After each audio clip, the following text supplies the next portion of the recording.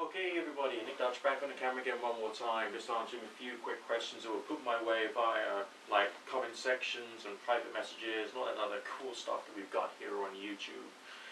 Covering the subject of the lesser and greater key of Solomon, this young individual who's decided to show a great interest in the subject of the occult and so on and so forth, wonders whether it would be worthwhile to read the lesser and greater key of Solomon.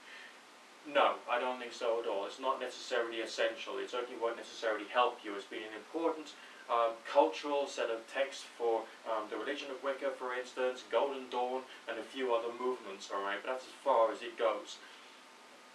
And generally speaking, I don't think there's any real need to get too head up about the importance of the Lesser Key of Solomon, alright? Remember that it's just something which was invented as a result of something which someone else heard, which was invented as a result of something which someone else invented, which was invented on the basis of something which somebody else invented. So why don't you actually invent your own stuff, alright? All the people out there who are telling you that you have to obey the tradition, what are these people trying to do? Come on, think, you've got brains in your head. What are they trying to do? They're trying to keep you under their thumb. They're trying to terrify you into submission, so you end up doing what you are told by them, so they can mold you, sculpt you, and terrify you into being under their control. So you become part of their ideology, and essentially you are a slave to them having taken away from you all freedom of thought and desire to experiment and to explore. When I was a neophyte Wiccan, a period of my life in which I'm not at all proud in the slightest, it was frequently told to me that I have to obey the tradition by this rather passionate, rather aggressive individual who was, of course, the high priest of the coven at the time. The fact of the matter is, he was a liar, and the reason why he was a liar is because he was not permitting me to have any form of freedom of thought.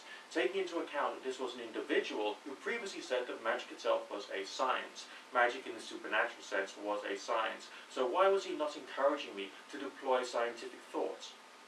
Why was he not encouraging me to deploy scientific type experiments associated with trying to generate certain forms of phenomena? Why? Because he did not want me to be able to think for myself and therefore to be a challenge or a threat to him. Which I personally think is in fact really rather sad. So now we can move on to the next subject. The next subject is ritual tools and accessories. There's been another individual who sent me a private message suggesting that they might possibly have to get a certain wand from a certain type of tree cut in a certain way at a certain phase of the moon, and from that, then they would have the, the most efficient, effective, whatever wand in the world. Well, no. To be quite frank, just simply no. Alright, there are people who are followers of some religions who have some forms of belief, and as a result of that, it would be good for those people because they've already been indoctrinated and controlled to the point whereby they have those beliefs to follow their own traditions. If you are not one of them, then why would you do what they do?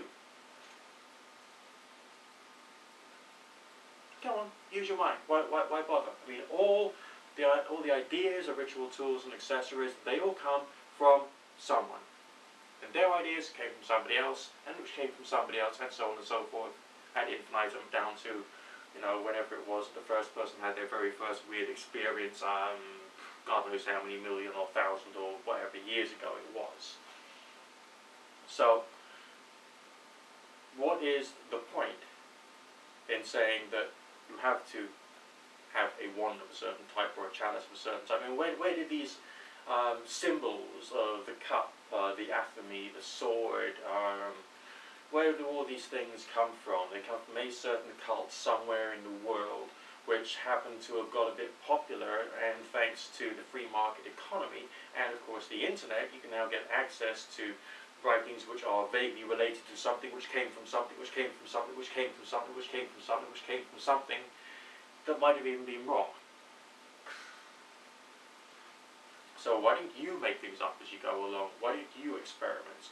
Why don't you see whether there's some way in which you can use the way that you react as an individual to various different symbols, like the wand, the dagger, the sword, the cup, the disc, and any other colours and the rest of it, and then be creative. Yes, do read things such as the Lesser Key of Solomon or some other traditional or allegedly traditional text. Why? Because it will give you some ideas. But that you have to look at objectively, because it's not trying to tell you something. You can read into it to see if there's anything that you can use psychologically or whatever to try and bring you about to the right kind of effect. I will just quickly reiterate the books which I personally recommend as far as learning more about how to be a experimental occultist. Liber Null and Psychonaught by Peter J. Carroll. Also Liber Chaos, which I think is spelled with a K. Definitely The Projection of the Astral Body by Sylvan, Muldoon and Hereward Carrington. And the books on spiritual healing by Barbara Ann Brennan. Those are the primary sources which I personally would recommend to anybody. And that means absolutely anybody. And from that, you'll be able to work out for yourself a good way and an intelligent way of being able to experiment with weird stuff and to see basically what you can try and create. Remember, despite the writings of Sylvan, Muldoon and Hereward Carrington, despite the writings of Barbara Ann Brennan, despite the writings of Peter J. Carroll, Phil Hine, and all the other names of people that you know, and despite even your own strange experiences, we still cannot say whether spirits have any objective reality, because we still don't know.